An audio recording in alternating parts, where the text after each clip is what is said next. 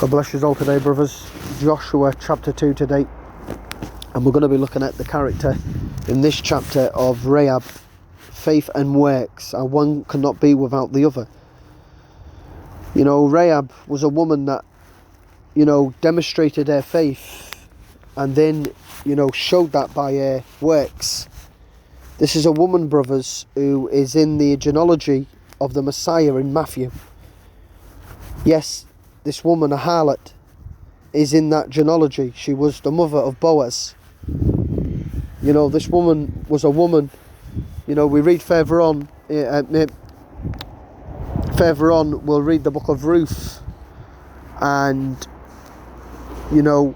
we see Boaz in there. This was Rahab's son. Remember, the kinsman redeemer. So this woman plays a major part in the line of Christ.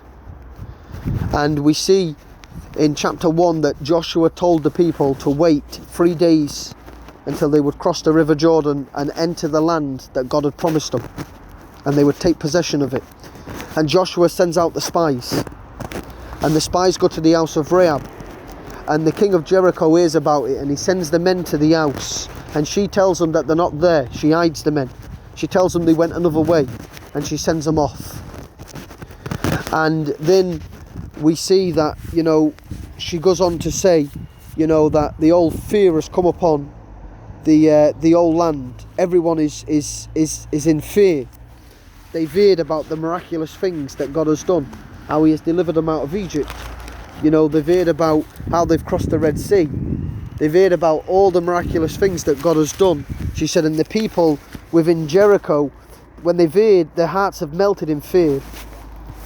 The fear of God has come upon them.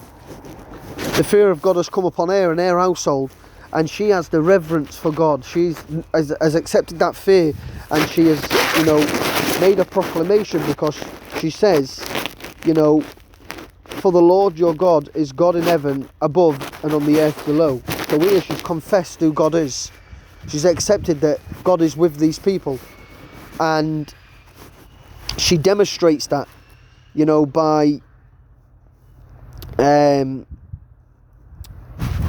by her actions. And brothers, this morning I just want to clear this up straight away this morning. We're not saved by good works, and I'm pretty sure that all of us know that on here, but there might be some believers on here that hasn't long been saved. I don't want to confuse anybody this morning, but majority of us understand Ephesians chapter 2 verse 8 and 9, that we're not saved by good works, but we're saved by grace through faith. We had a debt that we could never pay, and Jesus paid it in full. No one can earn their salvation. Other religions, they work, they do good deeds, they work for their salvation. But we don't work for our salvation. Jesus has paid it in full. But when you read Ephesians chapter 2 verse 8 and 9, and you read further down, it says that we were saved to do good works that Christ prepared in advance for us. We're not saved by works, we're saved to do good works. And when you read in the book of James chapter 2, it speaks of faith. It says, what good is it, my brothers and sisters, if someone claims to have faith but has no deeds? Can such faith save them? Suppose a brother and sister is without clothes and daily food, and one says to them, go in peace, keep warm and well fed, but does nothing about their physical needs. What good is that? In the same way, faith by itself, if not accompanied by action, is dead. But someone will say, you have faith and I have deeds. Then show me your faith without deeds, and I will show my faith by my deeds. You believe that there is one God? Even the demons believe that and shudder. You foolish person, do you want evidence that faith without deeds is useless? And he goes on to speak about Abram, how he was considered righteous when he offered his son. And he's seen that faith and his actions were working together, and his faith was made complete by what he did. The same way it speaks about, it says here, you see that a person is considered righteous by what they do and not by faith alone. And then he goes on to say about Rahab, even the harlot considered righteous for what she did when she gave lodging to the spies and sent them off in a different direction. As the body without the spirit is dead, so faith without deeds is dead. You see what the Bible's trying to tell us here, brothers, It's not by works we're saved. We're not saved by works. We're saved to do good works. We can't earn our salvation, you know. But once we get saved, the Bible is quite clear that there should be good works. That we should be people who want to serve God. There should be a desire to serve God. There should be fruit on the tree. If there's no fruit, there's no root. And you know, brothers, I've seen many people profess to be Christians but are so lazy.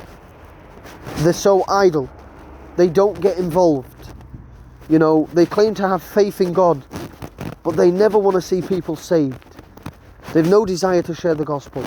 They've no desire to help in the church. They've no desire to get stuck in the church and do things within the church. You know, whenever it's witnessing, they don't turn up. Whenever it's to do the homeless, they won't go and do it. Whenever it's to, you know, help pick a bit of rubbish up in the church or stay behind and tidy the church up, they won't do it. You see, the same people do things week in, week out. And you know, brothers, there's more to Christianity than just saying a prayer and coming to church 3 or 4 times a week, brothers. And this is a message this morning, not to pull anyone down. This is a message to encourage us to get involved with the things of God, brothers. The harvest is plenty, but the workers are few, the Bible says. You know, we need to get stuck into the things of God. We need to step out and serve God and get involved in the things of God. Go and do the homeless with the brothers. Go and preach on the street with the brothers. Get involved. Pick a bit of rubbish up in your church. Set the chairs out. Help them set the meeting up. Go out witnessing with the brothers when they go out. Get involved in whatever way you can. Step out and serve God, because that's what it's all about, brothers. It's not about being a lazy Christian 3 or 4 times in a meeting and that's it. But get involved. You know, going to church week in, week out is good, but get involved and serve God.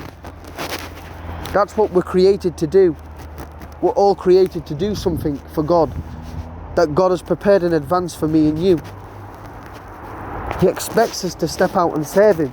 Not that we're saved by works, but saved to do good works this morning, brothers. And I hope you understand what I'm saying.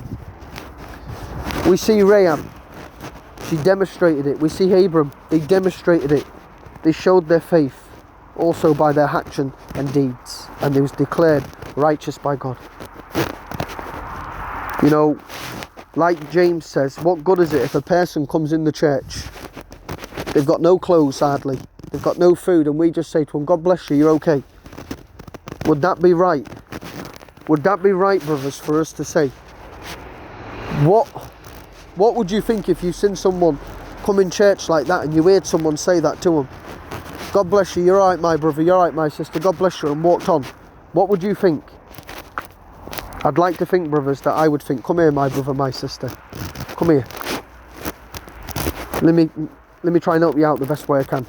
Let me take you and get you a bit of shopping, or a bit of food, or some clothes, and help them out the best way that I could.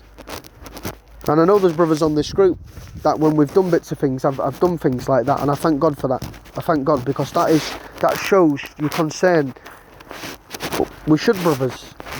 We should. But if we was just a person that turned around and said, you know, you're okay, you're alright, God bless you, and we know that then people are struggling, well, where's our faith? The Bible would tell us to help them people. And that's where our faith has to come into action on certain things like that. You know, a person with faith would say, come here, and they would help that person out, wouldn't they? They would do that because they have a concern for them, because faith would lead them to do that. And that's what we should do, brothers. We should do the same. Our faith should lead to good deeds and good works for God. Whether that is helping someone, whether that is serving God, in whatever way, our faith should demonstrate good deeds, and it should demonstrate us helping others and working and serving for Christ. Not that we have to, because we want to. Not that works save us, but because we're saved to do good works, because we want to serve the Lord. And I don't know about you this morning, my brothers, but I want to serve the Lord, don't you? I want to do my best for the Lord because of what He's done for me.